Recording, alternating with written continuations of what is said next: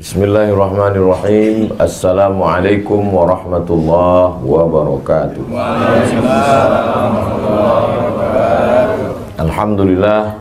Allahumma salli ala Sayyidina Muhammad wa ala ali Sayyidina Muhammad. Yang sama-sama kita hormati Bapak PJ Bupati Belitung beserta jajaran, Bapak Sekda, para asatiz, guru-guru kita, Al-Mukarram, Ustadz Kemas Ali, Ustadz Kurnia, alim ulama, cerdik pandai, tokoh masyarakat, Bapak Ibu, hadirin hadirat yang tak dapat saya sebutkan satu persatu. InsyaAllah kita semua dimuliakan Allah Subhanahu wa ta'ala. Amin ya rabbal alamin. Innallaha idza ahabba 'abdan ista'malahu. Kalau Allah suka kepada seorang hamba, maka hamba itu dipakainya, digunakannya. Kita kalau suka sama baju itu kita pakai, kita gunakan. Suka kita sama cincin itu kita pakai. Kalau Allah suka sama hamba itu dipakainya untuk menolong agamanya. Nah, jadi mudah-mudahan kita termasuk yang dipakai Allah untuk menolong agamanya. Jadi ada beberapa kekeliruan orang, termasuk orang-orang tua pun keliru. Ustadz, bagaimana cara berangkat ke Mesir? Kata beberapa jamaah. Ya saya bilang, tamat pondok, ikut tes, urus paspor, bisa berangkat. Yang mau berangkat nih siapa Pak? Anak saya. Anaknya mau? Enggak. Kalau gitu bapak aja yang berangkat. Nah, jadi banyak orang tua menganggap menolong agama ini mesti jadi ustadz tamat Al-Azhar Mesir. Padahal kalau anaknya tidak punya kemauan, dia tidak akan pulang menolong agama. Justru pulang itu dia tidak jadi Nabi Musa, dia jadi Fir'aun. Kalau tak percaya sama saya, tanya sama Ustadz Iskandar. Jadi pakailah apapun yang sudah ditempatkan Allah kita di dunia ini, pakai dia untuk menolong agama Allah. Buktinya tadi malam acara besar bisa terwujud itu bukan karena Ustaz Abdul Somad, tapi karena orang-orang yang dipakai Allah dengan jabatannya masing-masing. Nah, jadi disitulah nampak hebatnya kalau kita berjamaah bersama-sama. Jadi saya sudah berjanji lama dengan saya, Ustadz Kemas Ali, Habib Mahdi, dengan Pak, saya selalu lupa nama Pak Gubernur 2017-2022 Pak Rizaldi. Kami berjanji di tepi pantai, di tepi atas hotel melihat ke bawah laut, nanti kita sama Habib Mahdi. Iya, tapi kalau tidak bersama-sama kita tak terwujud. Maka dalam ayat yang saya baca di rakaat pertama tadi, wa'tasimu bihablillahi jami'an, bersama-samalah kamu dalam agama Allah ini jami'an. Tapi di ujungnya tidak koma, sebelum wakaf ada koma, belum titik. Wala tafarraqu, jangan berpecah belah. Kenapa? Karena bersatu dalam acara itu susah, menyatukan orang itu susah. Tapi yang lebih susah lagi adalah setelah bersatu tetap menjaga persatuan. Nah, itu lebih susah. Karena ada gesekan-gesekan. Pepatah orang Melayu mengatakan telur ayam disangka lagi bersentuh. Apalagi hati manusia. Hati manusia itu bergeser. Makanya saya seringkali mengatakan alat telekomunikasi sekarang canggih, tapi justru alat itulah yang merusak hati kita. Berapa banyak persaudaraan kita rusak gara-gara grup WhatsApp. Kenapa? Karena kata-kata itu tidak ada intonasinya. Entah dia mengamuk, entah dia memuji, kita tak tahu. Kata-kata itu tidak bisa membedakan teks dengan konteks. Jadi kalau kita tulis satu kata, setiap orang punya interpretasi yang berbeda dengan kata itu. Berapa banyak orang di grup itu sepertinya garang harimau yang akan menerkam. Pas kita jumpa macam kucing kena hujan. Jadi memang menyatukan manusia ini berbeda. Di mana kita bisa ketemu? kita bertemu pada satu titik. Titiknya namanya mukhlishina lahuddin, ikhlas. Kalau semuanya karena Allah, maka tidak akan lelah. Lelahku lillah. Boleh untuk ditulis untuk baju kaos, tapi jangan dibawa sholat tarawih. Nanti ditengok orang di belakang, senyum dia. Kalau kita sudah disatukan Allah dalam agama ini, maka dengan segalanya, Pak PJ dengan kekuasaannya, Ustadz dengan ilmunya, ada hamba Allah yang dulu pernah mengurus grup band jadi mengurus Ustadz. Tak boleh sebut nama, menjaga kode etik. Itu kan mirip-mirip semua. Ngurus pentas, ngurus sound, ngurus pengawalan, ngurus ketertiban penonton. Bedanya, yang dulu penonton sekarang disebut jamaah. Yang dulu yang tampil itu membawakan lagu-lagu setan, sekarang membawakan sholawat, tausiah. Itu aja, tapi entertainnya sama. Ilmunya itulah yang dibawa menolong agama ini. Jadi kalau ada orang-orang yang dulu punya kemampuan show, entertain, lalu kemudian setelah dia taubat ditinggalkannya semua. Dulu abang bisa ngurus-ngurus acara nih, itu dunia jahiliyah udah saya tinggalkan Pak Ustaz. Oh, tidak ditinggalkan. Makanya kata Nabi, khiyarukum fil jahiliyah, khiyarukum fil Islam. Kalau dulu di zaman jahiliyahnya dia adalah orang terjahat, maka setelah dia masuk Islam, dia berubah jadi orang baik, tapi dunia itu tak dia tinggalkan. Contoh, Khalid bin Walid. Ketika perang Uhud, Khalid bin Walid lah yang menyerang Nabi di Bukit Uhud itu. Ini Bukit Jabal Rumat, Bukit Pemanah. Kata Nabi, ku tinggalkan 70 pemanah di atas, aku turun ke bawah. Nanti kalau kalian lihat saya menang, kalian jangan turun. Kalau kalian lihat saya kalah, kalian pun jangan turun. Kalian konsen di atas. Saya setelah pakai cincin satam ini mau begini aja tangan saya.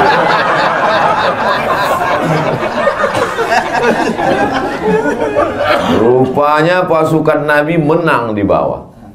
Mereka tak tahan melihat harta rampasan perang, turun mereka. Begitu turun pasukan pemanah dari atas, datang pasukan Khalid bin Walid dari belakang, kalah pasukan Nabi. Tapi setelah Khalid bin Walid masuk Islam, dia tidak baca Yasin di masjid. Dia tidak hanya duduk berzikir, dia tetap menjadi panglima perang. Bedanya, dulu menyerang Nabi, sekarang membela Nabi. Jadi sekarang banyak fenomena hijrah, pengusaha bertaubat, setelah habis itu duduk di masjid. Pas ditanya, gimana ruko bapak, gimana kebun sawit bapak, gimana bisnis bapak, gimana tambang bapak? Sudah saya tinggalkan semua Pak. Saya mau mati. Ya kalau mati kok tidak? Saya banyak ketemu orang mau resign. Saya mau resign nih Pak Ustaz. Orang kalau ngomong jangan patah, biarkan dia habis ngomong. Setelah habis dia bilang selesai semua, lalu saya tanya, kalau bapak resign, keluar dari kantor, keluar dari BUMN, keluar dari ASN, siapa yang duduk di kursi bapak tinggalkan itu? Apa yakin yang menggantikan bapak lebih soleh, lebih baik daripada bapak? Enggak ada Pak Ustaz, setengah setan yang menggantikan. Berarti bapak membiarkan amanah ini diambil orang. Iya Pak Ustaz, tapi saya tak tahan duit-duit haram ini. Kasih ke saya. Jadi banyak orang berpikir yang dipikirkannya dirinya aja sendiri. Padahal kalau segenggam kekuasaan itu di tangannya, banyak yang bisa dia lakukan. Jadi kalau ada orang berpikir yang penting saya sholat subuh, yang penting saya puasa Senin Kamis, yang penting saya tahajud malam, yang penting saya berzikir. Kalau begitulah cara berpikir, takkan merdeka Palestina oleh Salahuddin Al-Ayyubi. Tidak akan menang umat Islam melawan Konstantin oleh Muhammad Al-Fatih. Takkan menang Islam berkuasa di Spanyol oleh menjebol Selat Gibraltar oleh Jabal Tariq. Kenapa? Egois, berpikir diri sendiri. Nabi ketika menerima wahyu, Iqra bismi rabbikal ladzi khalaq, khalaqal insana min 'alaq, iqra wa rabbukal akramul ladzi 'allama bil qalam, 'allamal insana ma lam ya'lam, di atas Jabal Nur. Apakah ketika itu dia hanya baca Quran? Tidak. Setelah menerima wahyu dia turun ke bawah, jumpa dengan Abu Jahal, jumpa dengan Abu Lahab, berinteraksi sosial dengan manusia. Nah sekarang banyak orang kalau bertobat ke masjid, menegur kita pun dianggapnya kita setengah setan, padahal kita adalah masih lagi di dunia, masih kita berjuang. Jadi paling tidak menolong agama Allah ini ada 5 manusia. Yang pertama adalah orang yang bisa menggunakan telunjuknya. Kalau ditunjuknya jalan berlobang, langsung licin beraspal. Kalau ditunjuknya acara, langsung jadi. Beda sama saya. Saya tunjuk beberapa jalan sampai sekarang belum aspal. Karena saya tak ada kekuasaan. Orang-orang yang punya kekuasaan ini dipakai untuk menolong agama Allah luar biasa. Tunjuk jalan, berdiri pondok pesantren. Tunjuk lagi tanah, berdiri Islamic Center. Tunjuk lagi, berdiri tahfiz Quran. Tunjuk lagi, keluar perda, perbub, pergub, madrasah diniyah. Tunjuk lagi, berdirilah lembaga-lembaga, Badan Amil Zakat Nasional, Bank Muamalat, LPTQ, Lembaga Pengembangan Tilawatil Quran, Badan Wakaf Indonesia. Itu kan atas persetujuan telunjuk. Itu tak selesai dengan ceramah, itu tidak selesai dengan tabligh akbar. Tabligh akbar itu hanya permulaan start untuk berbuat. Kenapa? Opini publik dipengaruhi dengan tabligh akbar.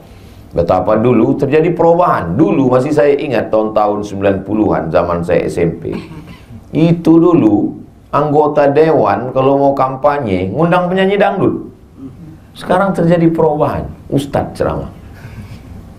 Terlepas dari plus minusnya, bahwa terjadi ada perubahan opini publik. Apa maknanya? Publik sudah berubah. Akibat apa itu? Banyaknya tabligh akbar, pengajian. Maka orang-orang yang punya telunjuk, maka di ujung telunjuknya bisa dipakai untuk menolong agama Allah Subhanahu wa ta'ala. Jadi saya subuh ini semangat nih karena banyak orang yang bertelunjuk yang bisa pakai.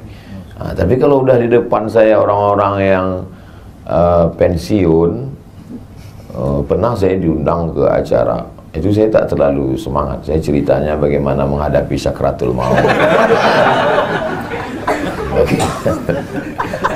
Tapi ucapan saya, kenapa?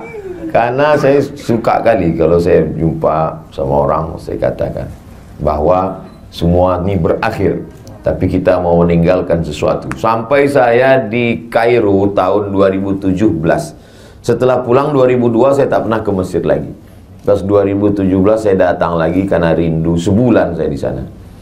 Diundanglah sama KMM, Kesepakatan Mahasiswa Minangkabau. Bagus sekali rumahnya, 3 lantai. Di bawah tuh basement, lantai 1, lantai 2, lantai 3, atap lapang. Kanan, kiri, kamar, besar rumah, bisa berkumpul. Saya bilang, bagus sekali rumah kalian ini. Ini Pak Gubernur kami yang belikan Pak Ustaz. Udah berhenti dia dengan 1 tanda tangan. Mengalir berapa banyak orang yang akan belajar sampai hari kiamat hanya dengan 1 tanda tangan.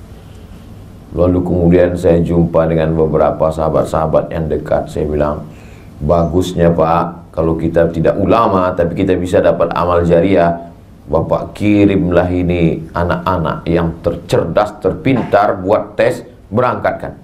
Kemarin datang dia ke rumah menyambut bulan puasa. Alhamdulillah Ustaz Somad, sudah kita kirim 10 ke Mesir. Masya Allah. Makannya Pak, saya tanggung. Saya cemas juga dikirimnya meninggal orang. Nah, apa makan dia di Mesir kan? Kami tanggung Pak Ustaz. Ongkos pulangnya Pak, kami tanggung. Lapang saya. Apa untungnya sama Ustaz? Tak ada untung, tak ada. Anak kemanakan saya masuk di situ, keluarga saya tak ada. Tapi membalaskan sakit hati saya dulu. Karena saya dulu berangkat tak ditanggung Pemda. Sakit hati saya. Berangkat tak ditanggung, beasiswa tak dikasih, pulang berangkat tak diantar, pulang tak dijemput. Macam Ustaz hantu. Maka di mana-mana selalu saya pesankan itu supaya apa? Membalaskan sakit hati saya. Bapak udah kirim, iya. Tahun berapa sekarang anak itu? Tahun 1. Berarti Bapak punya kesempatan 3 tahun lagi, Pak. Apa itu Pak Ustadz? Bebaskan tanah, buat masjid, Islamic Center, TK Quran, SD Quran, SMP Quran, SMA Quran, Sehingga nanti selama 3 tahun ini bapak bangun, anak-anak tuh pulang, diikat dia. Karena kalau tidak diikat, waktu turun dia di Jakarta, nikah dia sama orang Jakarta. Udahlah kita habis APBD nyekolahkan dia, tiba-tiba dia tidak memberikan kontribusi, buat dia kontraknya. Ya betul Pak Ustadz, jadi 3 tahun ini kita buat. Iya, itu pun juga membalaskan sakit hati saya, karena dulu waktu saya pulang tak tahu mau jadi apa.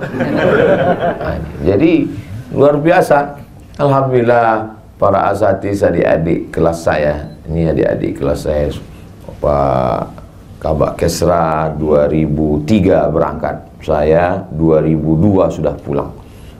Jadi banyak orang menduga saya ini masih muda, padahal saya ini udah tua. Ustadz Iskandar 2011 dia baru berangkat, pulang 2011. Saya 2002, berarti beda 11 tahun. 2011 beda 9 tahun. Tua juga saya sudah. Artinya bahwa ada sesuatu yang kita lakukan. Lalu kemudian kalau telunjuk orang yang punya kekuasaan, lalu kemudian ada yang selalu diletakkan perhiasan. Itulah dia, selalu perhiasan itu diletakkan di jari manis. Ini anak muda. Anak-anak muda ini mesti kita kelola. Jadi tadi malam itu, kenapa Ustaz Somad kalau tausiah itu, kalau subuh biasanya di masjid atau di ruang tertutup. Tapi kalau malam itu kita memang pilih tablik akbar. Itu sebenarnya kita untuk menggarap anak muda. Karena ada beberapa anak muda dia belum mau ke masjid, dia mau dengar di pinggir-pinggir tanah lapang gitu. Dia masih trauma ke masjid ini. Ke masjid pertama sendal hilang. Ke masjid kedua helm hilang. Ke masjid ketiga kawan yang sama-sama itu meninggal.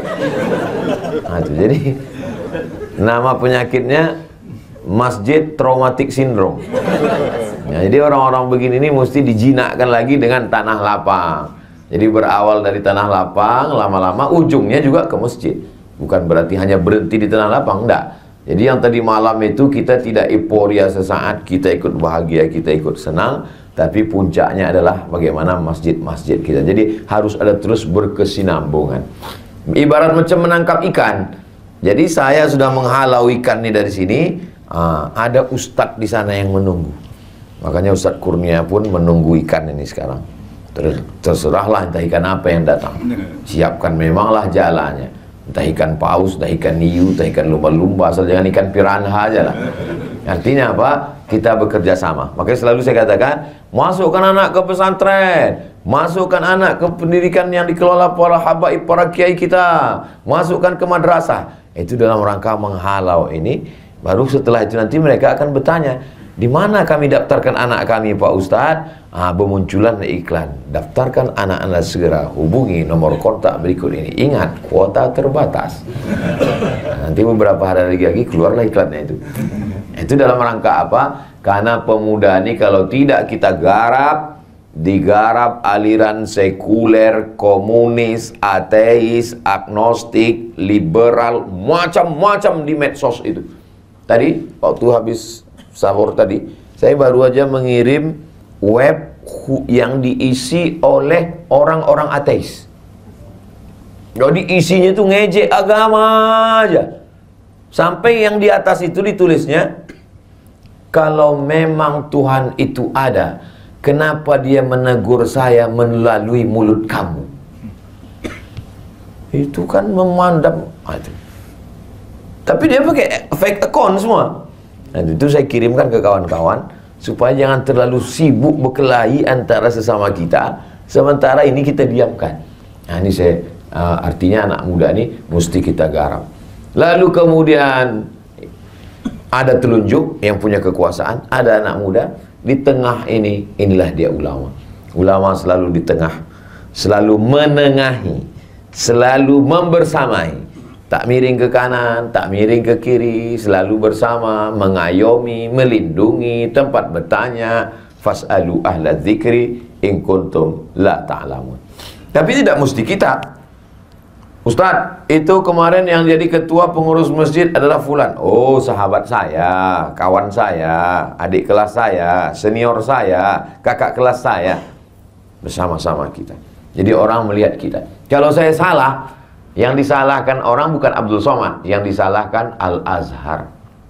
Yang disalahkan orang adalah semua kena. Ustadz Iskandar kena, Ustadz Kurnia pun kena.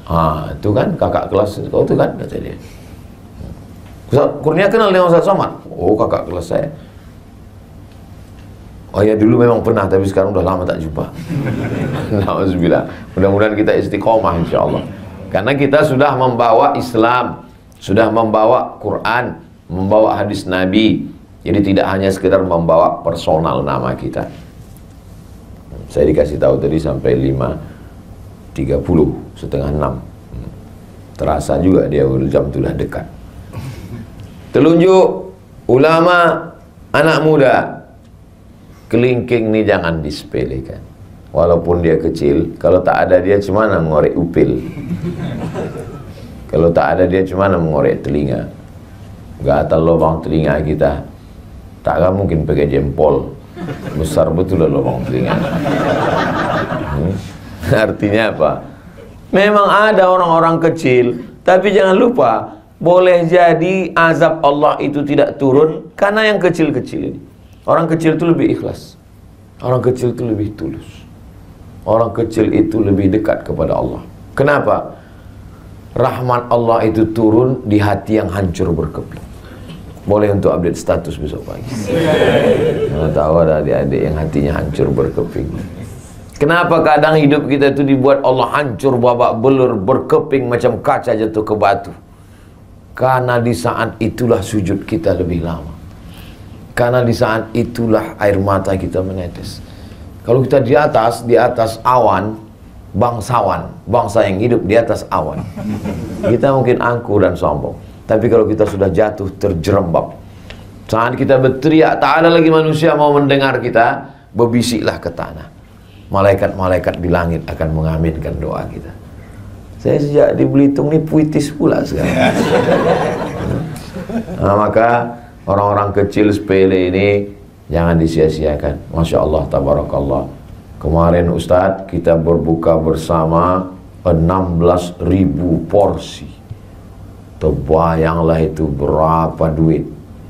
Dari mana itu datang? Bahkan sampai ada LSM yang mempertanyakan ini datang dari mana. Tapi panitia kita luar biasa. Kalau abang mau nambah duitnya silakan datang. Dan mantap. Gak perlu marah-marah. Gak perlu ngamuk-ngamuk. Kenapa tanya-tanya? Ini tak perlu. Ini dari mana duitnya? Kalau mau nambah silakan datang. Kalau nggak mau nambah, ya paling tidak jangan nambah beban. Kan sedap. Lebih baik lembut tapi mengena. Untuk apa keras tak kena? Begitulah. Dari mana jawaban-jawaban lembut itu datang? Dari Allah. Allah kirimkan ke hati dan pikiran orang beriman supaya orang tak tersinggung, tapi mengena dalam hati. Sampai mati dia ingat itu. Akan datang kalau ada acara tabligh akbar lagi, mau menelpon, kena lagi nanti gitu. Begitulah Allah SWT cara melindungi. Kadang kita tak pernah terpikirkan sesuatu, tapi Allah yang membisikkan. Kalau bisikan datang dari malaikat yang dikirim oleh Allah, ilham namanya. Kalau bisikan yang datang dari setan, waswasah namanya. Lil insani lammatani. Manusia itu punya bisikan. Datang dari setan, datang dari malaikat. Kalau kita berwudu, kita beristighfar, kita sholat sunat, kita istiqomah, datang bisikan-bisikan yang kadang tak terlintas di hati dan pikiran kita. Begitu juga kalau kita jahat, kita buat dosa, datang juga bisikan-bisikan untuk buat dosa yang tak terlintas di hati pendosa sekalipun. Ada aja ide-idemu untuk buat dosa itu yang tak terpikirkan orang. Jadi kalau bapak ibu melihat ada orang, heran. Dia kalau mau buat dosa ini ada aja idenya Pak Ustaz. Berarti memang kawan-kawan setan. Satu geng dia. Yang punya telunjuk sudah, yang penengah sudah, anak muda sudah, orang kecil sudah. Ada orang-orang yang perlu selalu diberikan pujian. Ini mak-mak garis keras. Mereka ini gerakannya luar biasa, selalu siap. Ibu bawa makanan, siapkan jamaah, siap katanya. Tapi mesti sering, masih dikasih gini, mantap. Support luar biasa. Perempuan itu dia ingin mendengarkan kata-kata pujian. Makanya Nabi menggunakan itu. Apa kata Nabi kepada Sayyidatuna Aisyah? Ya Humaira, wahai engkau yang kulitnya putih, kalau kena cahaya matahari kemerah-merahan. Jadi terngiang tuh di telinga. Boleh Pak Ustadz, istri saya panggil wahai orang yang kulitnya putih, kena cahaya cahaya matahari kemerah. Apa pula salahnya? Pulang dari sini nanti panggil ya Humaira. Tapi kalau bisa sesudah berbuka. Kalau jam 2, jam 1 ya Humaira, kau ngejek aku ya, kata dia. Janganlah terlalu jujur. Ini terlalu jujur balik. Ya Hajar Aswad. Ngawur lah dia. Jadi kita memang harus selalu memberikan kata-kata yang baik, mengangkat hati, perasaan, mensupport, memberikan. Kita pun terasa itu. Kadang ada orang-orang, tapi jangan terlalu berlebihan. Dia macam garam juga itu.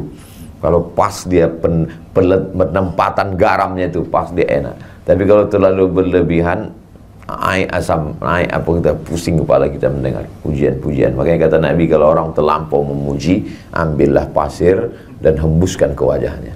Jadi kita pun siapkan, letakkan pasir. Kalau ada orang terlampau memuji, kenapa bapak gini kan? Banyak kali bercerita.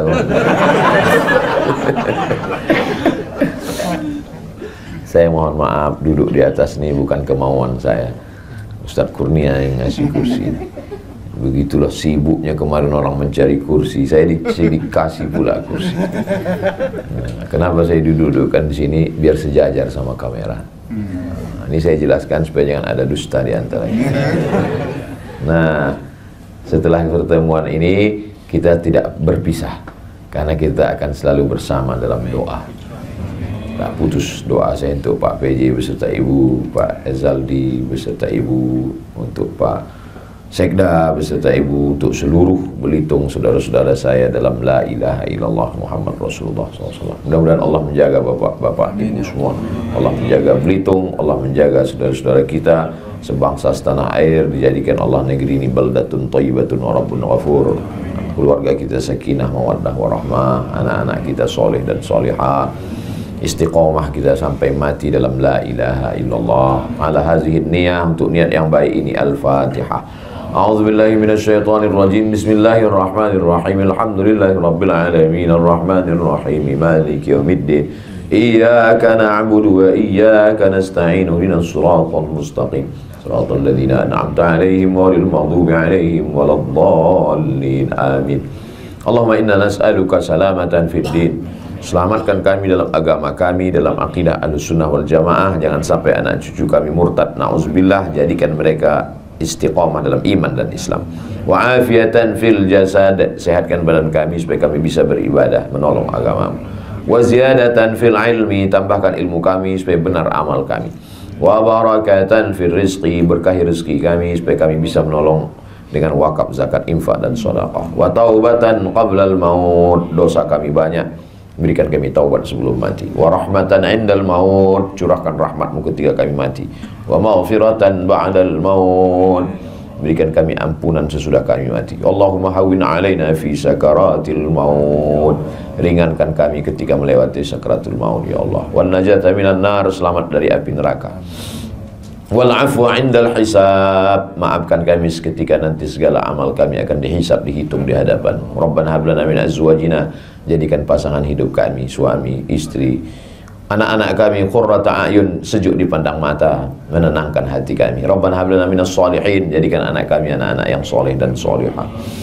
Rabbana ighfir lana dzunubana wa liwalidayna. Ampunkan dosa kami, kedua orang tua kami, wa limasyayikhina, guru-guru kami, wa li zu'amaina, pemimpin-pemimpin kami yang soleh yang baik, wa liman hadarana, saudara-saudara kami yang hadir dalam majelis salat subuh ini, wa liman ghaba anna, yang tak dapat datang karena sakit, karena uzur syar'i, karena satu dan lain hal. Allahumma hdi qaumana, saudara kami yang belum dapat hidayah, bukakan pintu hidayah untuknya ya Allah.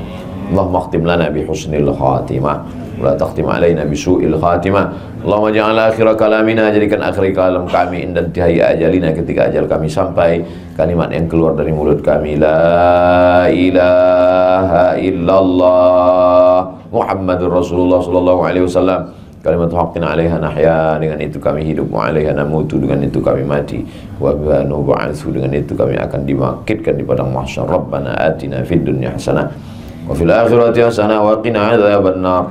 Wa sallallahu ala sayyidina Muhammad wa ala alihi washabbihi wasallam. Walhamdulillahi rabbil alamin. Taqabbalallahu minkum minna wa minkum taqabbal.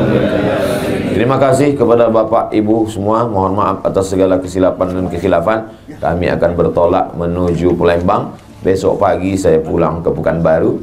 Mohon maaf lahir dan batin. Minal aidin wal faizin. Taqabbalallahu minna wa minkum sholihal a'mal. Wassalamualaikum warahmatullahi wabarakatuh.